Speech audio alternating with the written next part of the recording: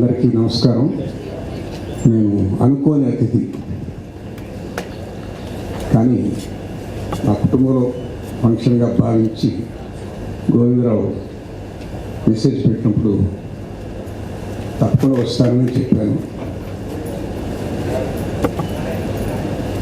మామూలుగా రాజ్యాల గురించి, రాజుల గురించి, వాళ్ళ వంశ చరిత్ర గురించి రాస్తారు చరిత్రకారులు.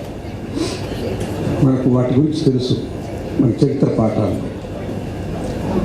అంతకన్నా ప్రాముఖ్యం ఇవ్వాల్సింది కళాకారులకి. వాళ్ళ వల్లనే రాజ్యం సుభిక్షంగా,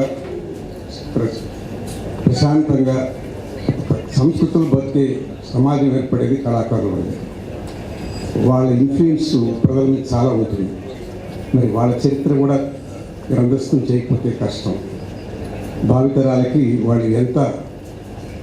వాళ్ళు ప్రజలను రంజింపజేశారు, చైతన్యవంతం చేశారు తెలియాలంటే సంజయ్ కిషోర్ చేసినటువంటి కృషి భావితరాలకి ఒక కరదీపికలాగా ఉంటుంది. మంచి ఆయన ఈ రకమైన పుస్తకాలు చేయడంలో చాలా నిష్ణాతులు. చాలా పుస్తకాలు చేశారు. కొంచెం సిగ్గుపడి ఉంటాడు, నా పుస్తకం కూడా చేశాడు చెప్పలేదు. మీకు ఇంత చిన్నవాడి పుస్తకం మనకు చెప్తే బాగుండదు అనుకున్నాడని రాశాడు, చాలా బాగా రాశాడు. కానీ నేను సిగ్గుపడి దాన్ని ఇంకా ఆవిష్కరింప చేయలేను.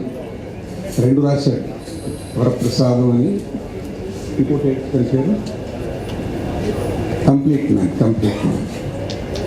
అవి ఇంకా ఆవిష్కరణకి రాలేదు. ఆయన ఏది చేసినా దానికి మన జీవితం కన్నా అందంగా తయారు చేయడం పుస్తకాన్ని. మహాప్రజ్ఞావంతుడు. ఇంత ప్రజ్ఞ ఉంది కాబట్టి అమ్మ సావిత్రమ్మ గారి జీవితాన్ని అంత అందంగా 2 పుస్తకాలు కుదించి మదించి అద్భుతంగా తయారు చేశాడు. రంగారావు గారి చదివానికి చాలా బాగుంటుంది. వెంకయ్యనాయుడు గారికి ఇంకా బాగుంది. కొంత సహకారంతో మా ఆవిడ నేను పుస్తకం కూడా ఆయన రూపొందించాడు. అంటే ఆయన రాయలేదు దానికి. అతనిలో ఉన్న ఈ ప్రజ్ఞ కళాకారుల జీవితాలకి అర్థం పట్టేట్టుగా ఉంది కాబట్టి మరిన్ని పుస్తకాలు రాయాలని, ఆయన తన శేష జీవితాన్ని కనీసం ఒక 10 మంది గొప్ప కళాకారులను భావితరాలకు పరిచయం చేయాలని కోరుకుంటున్నాను. నాకు గోవిందరావు గారు 1 సంవత్సరం సీనియర్. 1 సంవత్సరం సీనియర్ అంటే ఒక రకంగా ఒకే వయస్సు. కానీ ఆయన ఆధిపత్యం ఇప్పుడు చెప్పారు కదా, కర్కోటకుడని సంజయ్ కిషోర్. ఆ స్కూల్లో 57వ సంవత్సరం, 1957. అప్పుడు నాకు 9 ఏళ్ళ వయసు. ఆయన బహుశా 10, 11 ఉంటాయి. అక్కడ స్కూల్ చుట్టూ ఏమైనా కొనే వస్తువులు తింటానేమని వెనక నుంచి చూసి మొట్టికాయలు వేసి వెనకలాకి వెళ్ళేవాడు. అంత అనుబంధం ఉంది ఆయనతో. ఆయన ద్వారా చాముండేశ్వరి గారు, నేను సావిత్రమ్మ గారితో ప్రత్యక్ష పరిచయం లేదు. కానీ అందరిలాగే నేను ఇప్పటికీ అభిమాని. ఒక మాయాబజార్లో నేను ఇంచుమించుగా 3 సార్లు చూసుకుంటాను. చూడడానికి కారణం సావిత్రమ్మ గారు, రంగారావు గారు, వాళ్ళిద్దరే.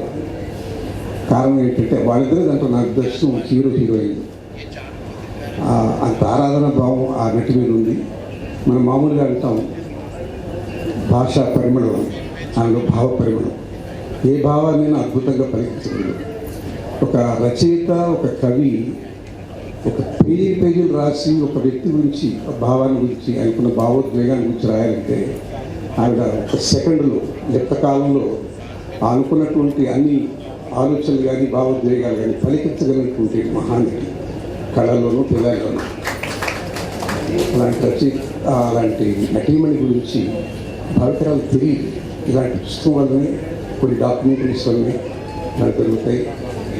ఇలాంటి కృషికి దంపతులు మా గోవిందరావు, చాముండేశ్వరి నిర్ణయం తీసుకోవడం, కృష్ణయ్య గారు ఆయన చేదోడు వాదులుగా నిలబడడం, ఈ ప్రజ్ఞావంతులు దాన్ని రూపొందించడం చాలా విశేషం. అందరిని అభినందిస్తూ మీ అందరికీ నమస్కరిస్తూ సార్.